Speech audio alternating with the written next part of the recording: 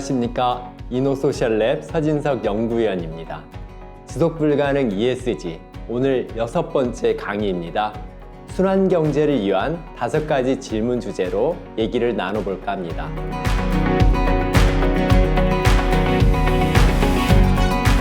지금까지 엔드 오브 파이프 접근의 문제를 여러 가지로 얘기했습니다. 그러면 가장 근본적인 질문을 던져야 합니다. 순환경제를 어떻게 이룰 수 있는 것인가 하는 것입니다.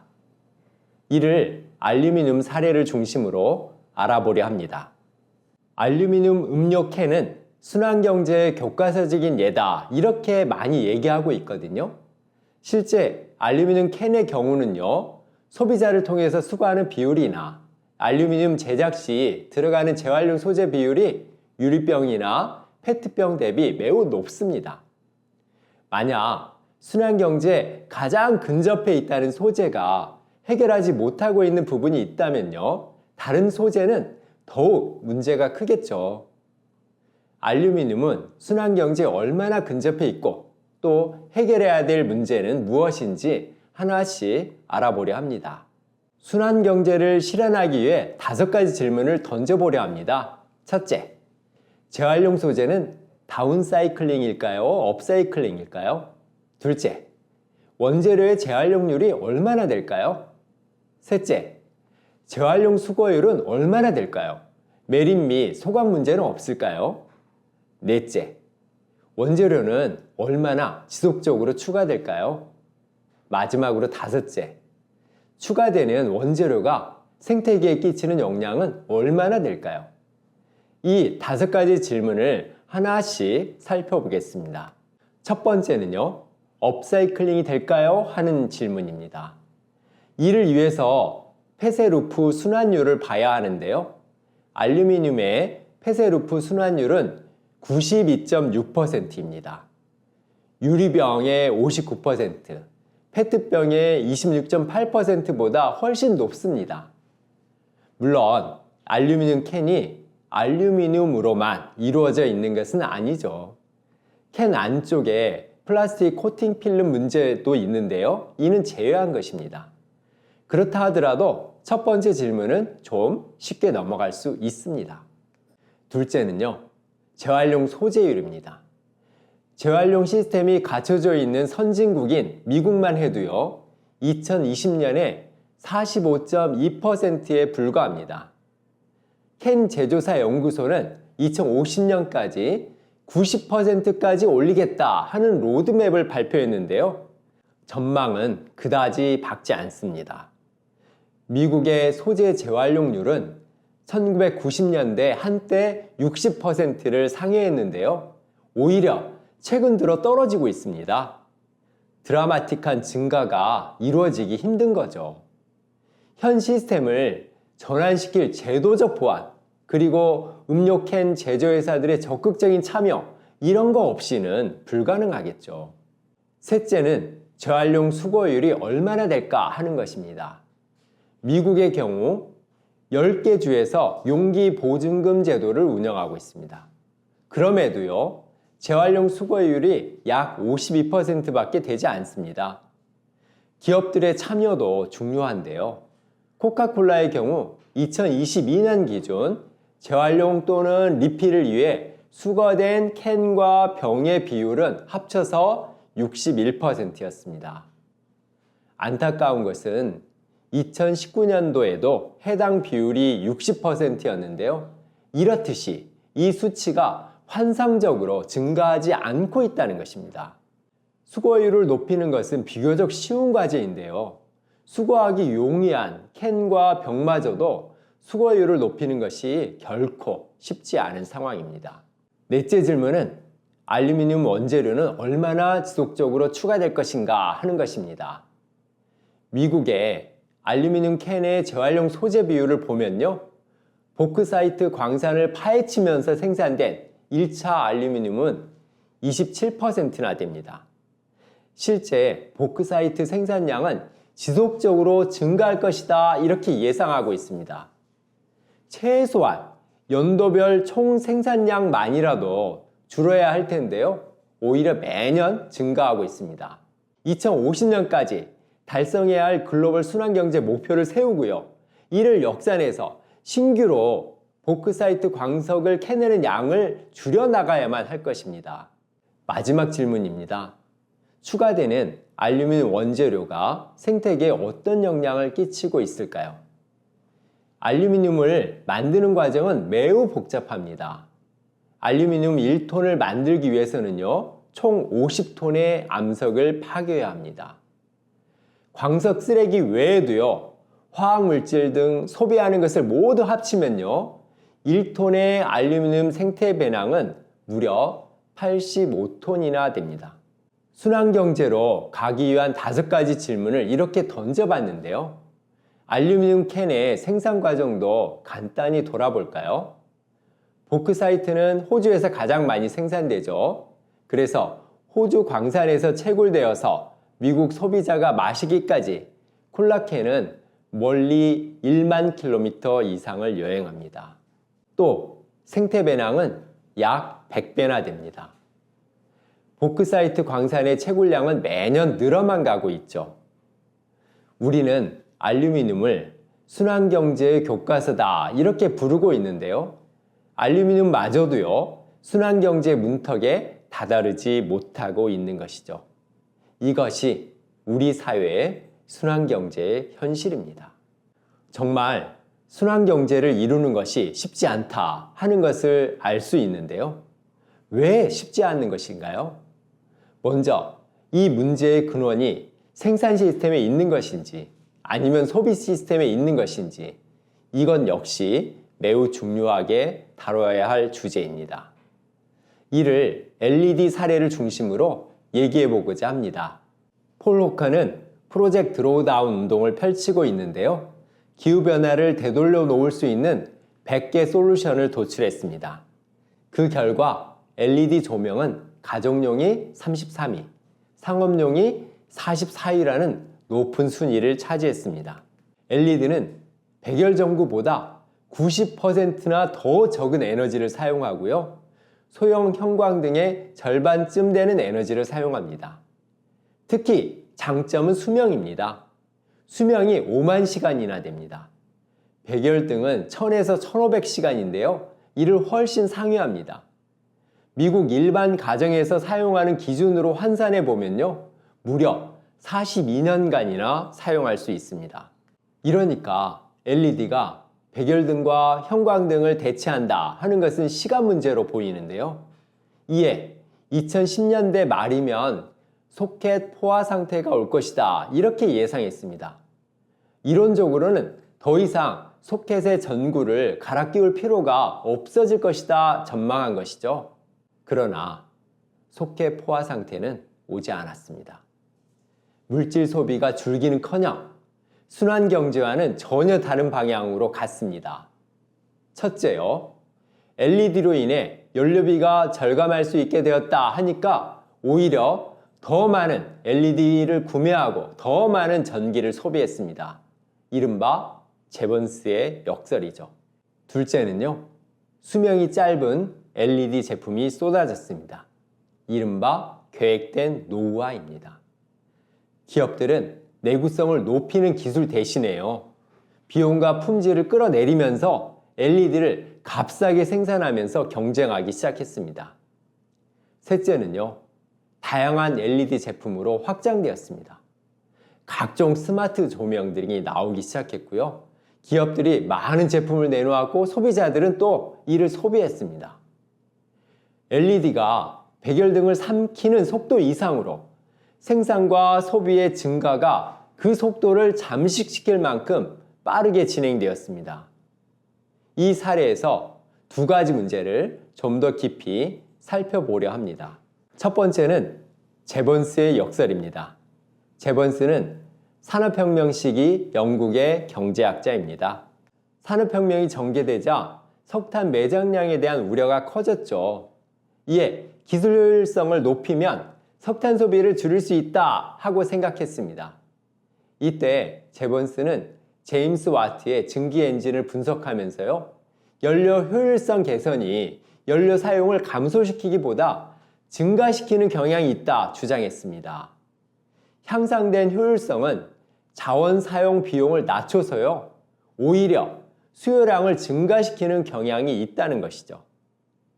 제번스의 역설은 기존 시스템은 그대로 둔 채 기술적 혁신으로 사회 및 환경 문제를 해결할 수 있다 하는 접근이 자칫 위험할 수 있다는 것을 얘기해주고 있습니다. 제번스의 역설을 먼저 생산 측면에서 볼까요? 한 예로 전기톱이 생산성을 10배 높여준다고 가정해보죠. 그러면 전기톱이 사회 환경 문제를 줄여줄까요? 그런 일은 일어나지 않죠. 도끼로 10명의 노동자가 하루에 10그루씩 총 100그루의 나무를 베어낸다고 해보죠.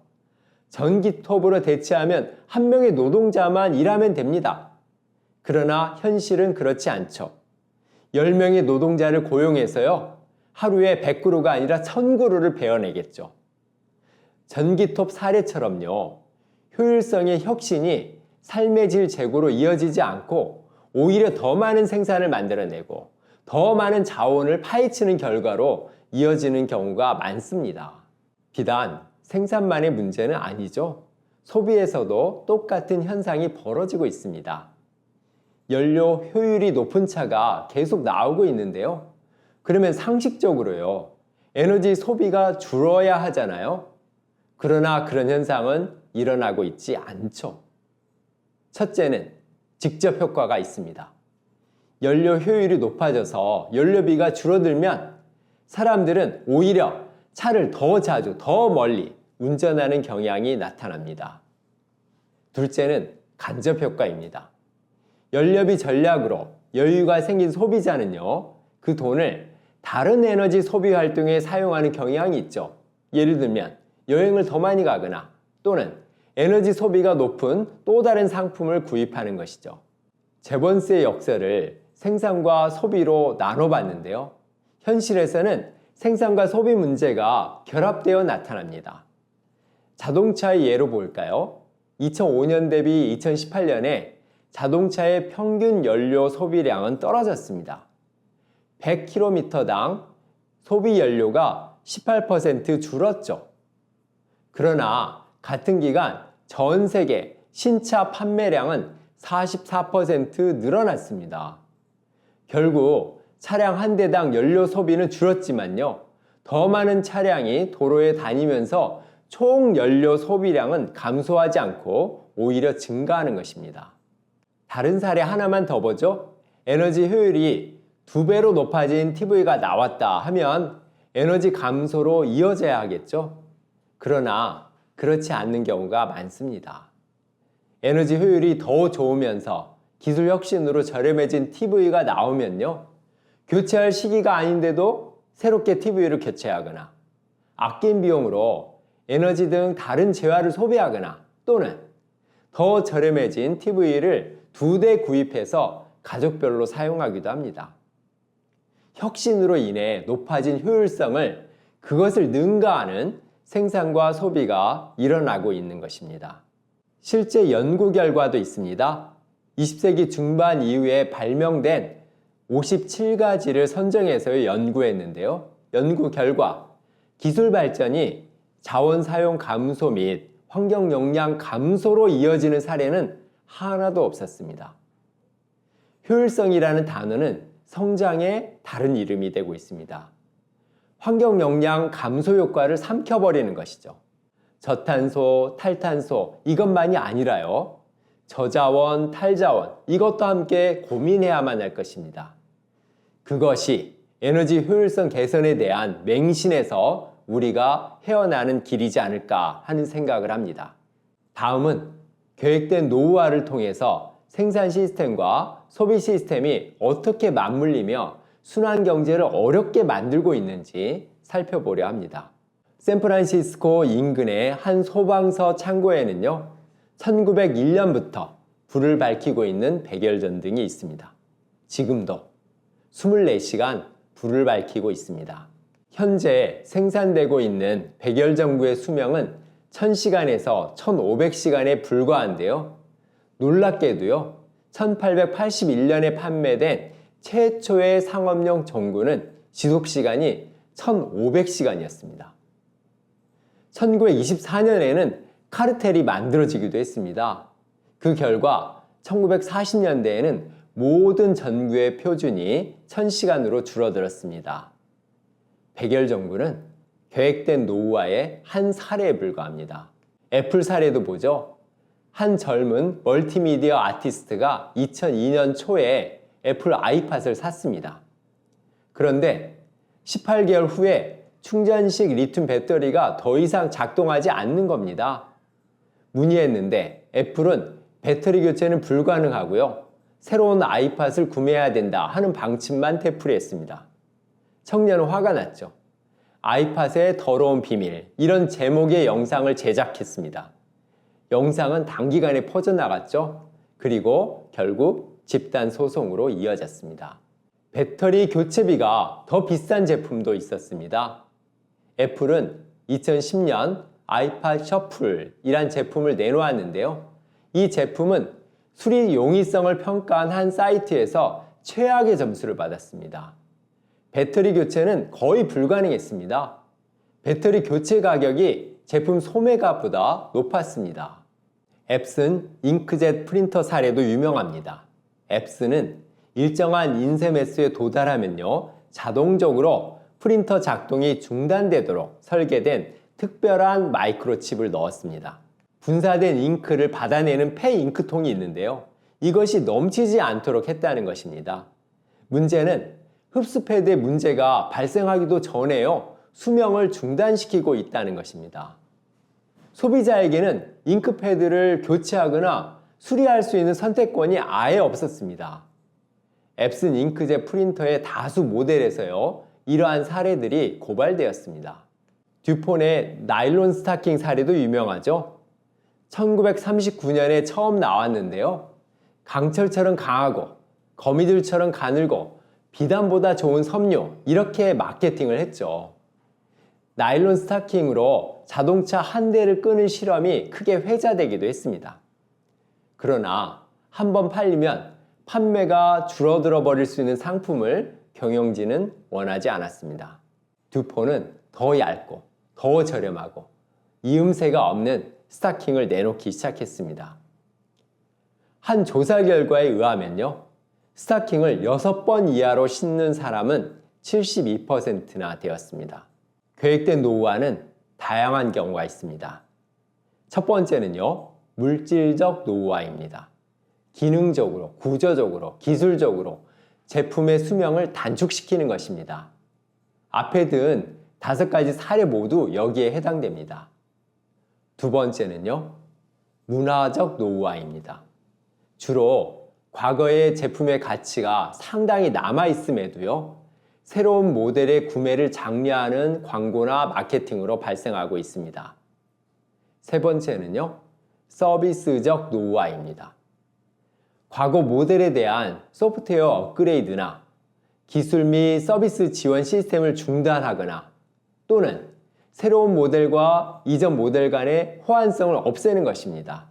아니면 예전 버전에 대한 업데이트를 번거롭게 만들거나요, 속도를 저하시키거나 이렇게 불편함을 가중시킴으로써 이런 노후화를 만드는 다양한 형태로 나타나고 있습니다. 대표적인 계획된 노후화 사례를 보면 일견 문제는 간단해 보입니다. 계획된 노후화의 잘못이 생산자에 있다고 생각하면요, 해결책은 좀 더 쉽게 제시할 수 있습니다. 그러나 계획된 노후화의 잘못이 생산자만이 아니라 소비자에게도 있다면 해결책은 간단하지 않습니다. 예를 들어 품질 낮은 LED를 대량으로 생산하는 경우를 보면요, 내구성이 떨어지는 문제 관련돼서 생산자에게도 문제가 물론 있습니다. 그러나 소비자들이 LED를 제품 수명이 다할 때까지 어차피 사용하지 않을 것이다 이렇게 생각한다면요, 생산자 입장에서 굳이 비싼 제조 비용을 들여서까지 내구성이 강한 LED를 만들 필요가 없는 것이죠. 문화적 노후화도 마찬가지입니다. 생산자는 소비자가 제품의 수명 기간까지 사용하는 것을 원치 않죠. 보상 판매 등으로 문화적 노후화를 가속화시키기도 합니다. 그러나 반면 소비자 역시 제품 및 서비스의 수명이 남아있음에도 불구하고 잦은 교체를 하기도 합니다. 결국 결합되어 있다는 것이죠. 계획된 노후화가 생산자, 소비자 이익이 함께 걸리게 되면요, 문제를 인지하는 것도 어렵고요, 해결은 더욱 난망해지는 경우가 많습니다. 이를 설명하기 위해 사사분면으로 그려보았는데요. X축은 제품 및 서비스 품질의 높고 낮음입니다. Y축은 가격의 높고 낮음입니다. 먼저 이사분면을 볼까요? 이사분면은 가격은 높은데 품질을 떨어뜨린 경우입니다. 앞에서 예로 든 5가지 계획된 노후화 사례가 모두 이 영역에 해당합니다. 모든 소비자들이 이 영역의 사례에 대해서는 붕괴하고 때로는 항의하기도 합니다. 그러나 일사분면을 보죠. 일사분면은 가격은 높은 대신 내구성 등 품질 역시 높은 제품입니다. 예를 들면 40년 사용 가능한 품질 좋은 LED를 만드는 것입니다. 이 일사분면 영역이 활성화되어야 되겠죠? 또 하나의 문제는 3사분면에 있습니다. 가격을 낮추기 위해서 품질을 낮춘 경우입니다. 수명이 짧고 불량률은 높지만 그렇지만 저렴한 LED, 이런 것을 만들어내는 것이죠. 많은 제품과 서비스가 이 3사분면에 있습니다. 암묵적인 사회적 합의 아래 항상 만연하게 이루어지고 있는 계획된 노후화 영역입니다. 소비자들은요, 보통 여기에 분노하지 않습니다. 2사분면만이 아니라 3사분면에 대해서도 문제 제기를 해야 합니다. 그래야 1사분면이 제대로 주목받을 수 있습니다. 3사분면의 대표적 사례 중 하나가 패스트 패션입니다. 2000년 의류당 평균 착용 횟수가 약 200회였습니다. 2015년에는 약 160회로 줄어들었습니다. 같은 기간 의류 판매량은 500억 개에서요, 1천억 개로 약 2배로 늘어났습니다. 패스트 패션은 생산자와 소비자 간의 합작으로 이루어진 계획된 노후화입니다. 생산자들은 소비자들이 어차피 200회 이상 입지 않다는 것을 압니다. 그러니 튼튼하고 오래가는 옷을 만들지 않습니다. 소비자 역시 재봉선이 튼튼한지 살펴보고 옷을 구매하지 않습니다. 계획된 노후화를 극복하려면요, 일부러 제품 수명을 단축시키고 있는 일부 생산자에 대해 분노하는 것만이 아니라요, 우리 삶에도 분노해야 한다는 것을 의류 사례를 통해서 알 수 있습니다. 1932년 미국의 버나드 런던은 계획된 노후화로 대공황을 끝내자라는 팜플릿을 발간했습니다. 계획된 노후화를 시스템으로 만들자고 제안한 것입니다.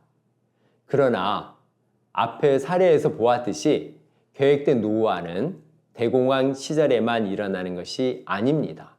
질 좋은 물건을 더 적게 거래하는 것보다 질 나쁜 물건을 더 많이 거래하는 것이 자본주의의 성장 방정식입니다. 따라서 계획된 노후화는 대공황만이 아니라요, 언제든지 작동될 수 있습니다. 프랑스에서는 패스트 패션 규제 법안을 만들고 있습니다. 이처럼 계획된 노후화를 어떻게 막을 것인지에 대해 다각도로 검토해야 할 것입니다. 이상 6번째 강의를 마치겠습니다. 고맙습니다.